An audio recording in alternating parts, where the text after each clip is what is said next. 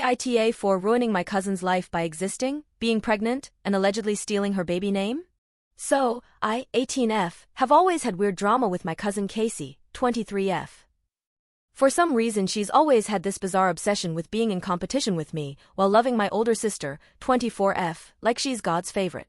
No idea why, I gave up trying to figure it out years ago. For context, she lived with us from middle school up to now because of family issues, and even then she treated me like a punching bag. Called me a worthless POS, ugly, and tried to make me feel like nothing. And unfortunately, it worked for a while. I hid under baggy clothes, avoided people, and had zero confidence.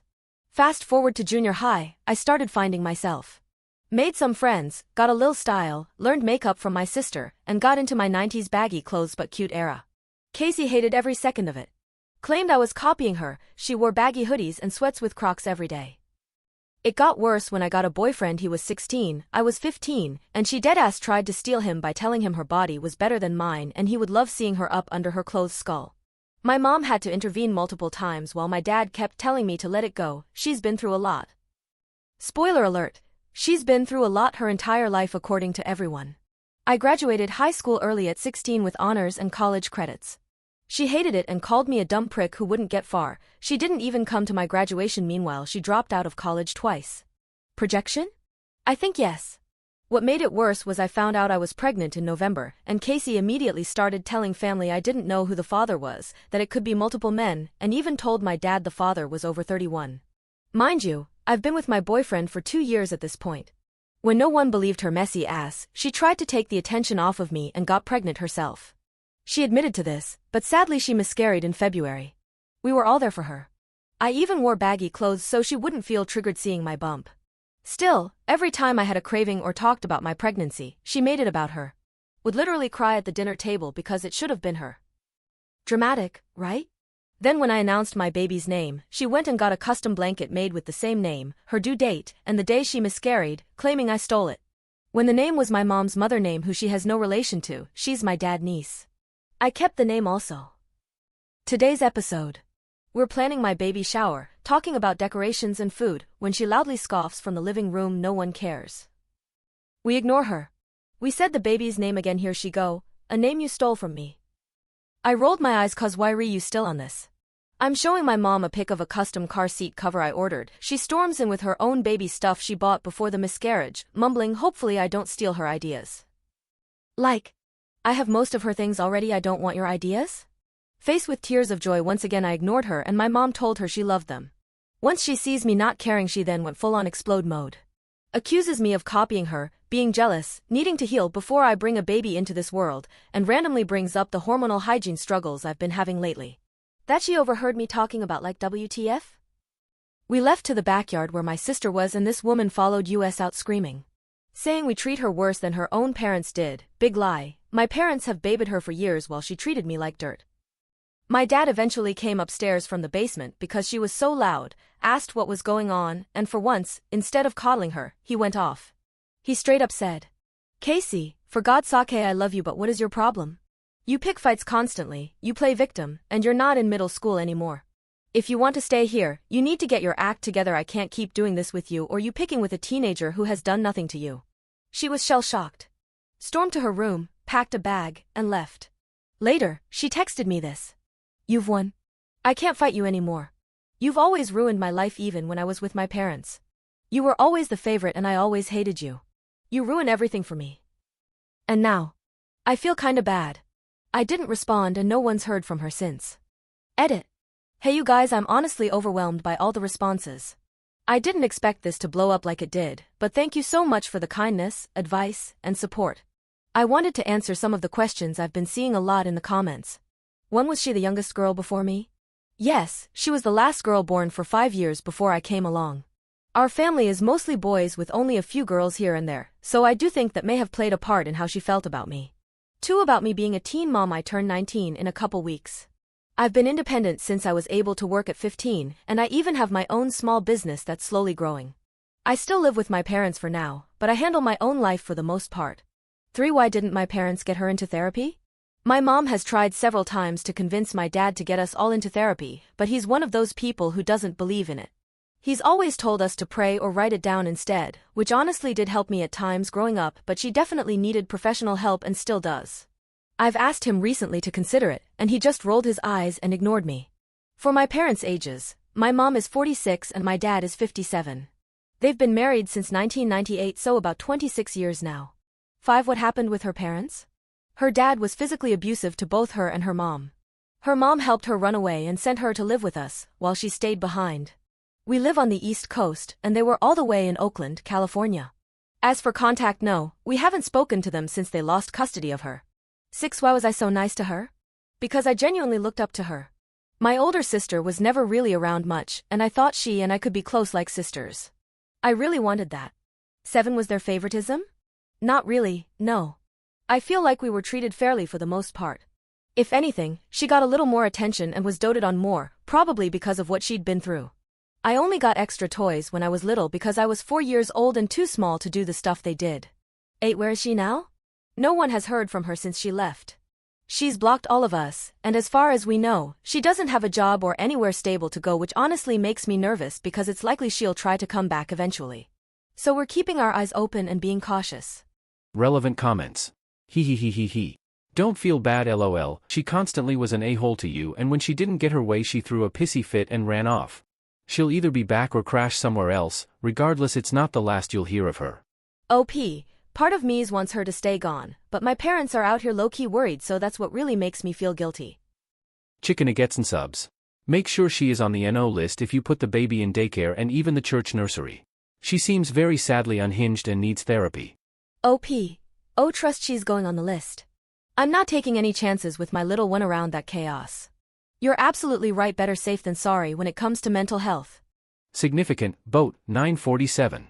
Why was your dad condoning your 20-year-old cousin flirting with a 16-year-old? OP.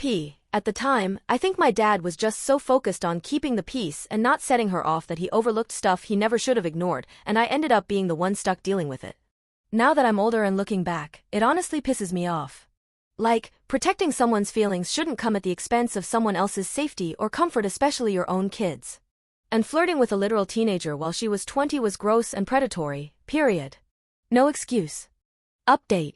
For anyone new, quick recap, my cousin Casey bullied me most of my life, constantly compared us, and when I got pregnant she accused me of stealing the baby name she had planned, which was actually my grandma's name.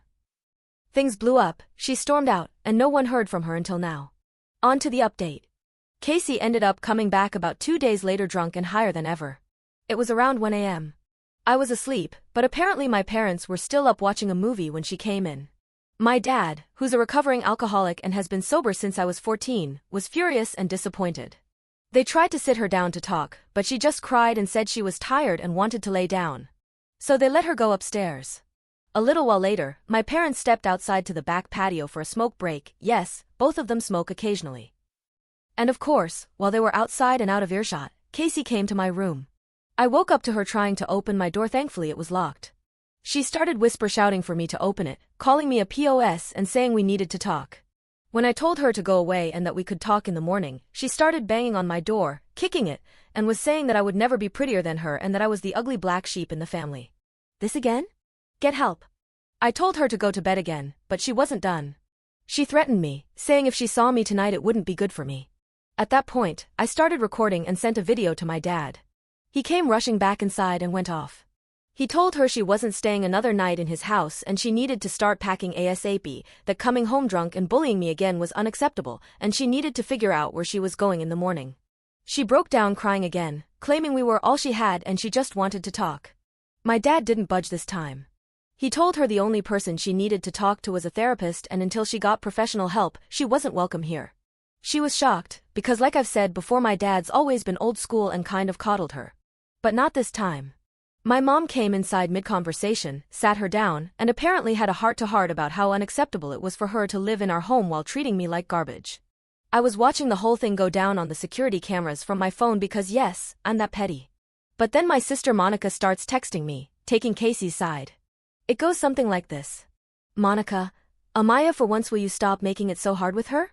She only wanted to talk. Me, it's 1 o'clock in the morning. I'm barely able to get out of bed. What do you expect me to do? I don't want to talk. Monica, I'm tired of you playing the victim like you're so innocent in this. Get over yourself.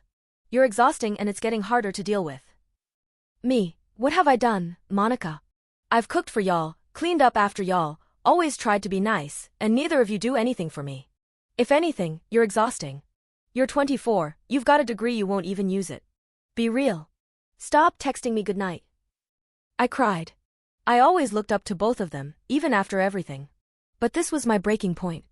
So here's where we're at now. Casey left the next morning to go stay with a friend. She's been texting and calling my parents, begging them to reconsider. But they're standing firm. If she wants to be part of this family, she needs therapy first, no exceptions. As for Monica, we haven't spoken since those texts. My mom noticed and asked what was going on, but I told her to ask her daughter because I had nothing to say. I've officially uninvited both Monica and Casey from my baby shower. Neither of them will be involved with my baby, and my mom said it's my decision. So no Aunt Monica. No Cousin Casey. My dad's standing firm too. No more excuses, no more drama. And me? I'm focusing on my pregnancy, my business, and reclaiming my peace. This is supposed to be a happy time for me, and I'm done letting them take that away.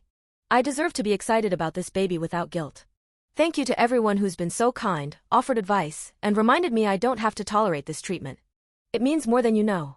If anything else happens, I'll keep y'all updated. Relevant comments. The Thief Empress. When I had my daughter, I was hit with the absolute fact that this was a person. I had made a person. And OMG, that made me a person, too? And I knew I could no longer allow people to treat me like I wasn't a person. Because my daughter would grow up thinking that I'm not a person, and by extension, she wasn't a person either. I stand up for myself, talk back, refuse denial of facts, and do what I know is right for us. And she sees that. You'll see it, too, and your baby will thrive on it. OP. Thank you for sharing this, it really moved me. I love how you connected your own sense of worth and agency to the example you're setting for your daughter. It's such a powerful reminder that how we treat ourselves shapes how our children see themselves. I'm taking this to heart, and I hope to be that kind of strength and example for my little one, too. Interesting_novel 997. Yeah, she sounds psychotic. She has so much hate/anger I fear she might try to harm OP and her baby. OP. Thank you, I honestly appreciate your concern. It's scary to even think about what could have happened if she'd gotten into my room.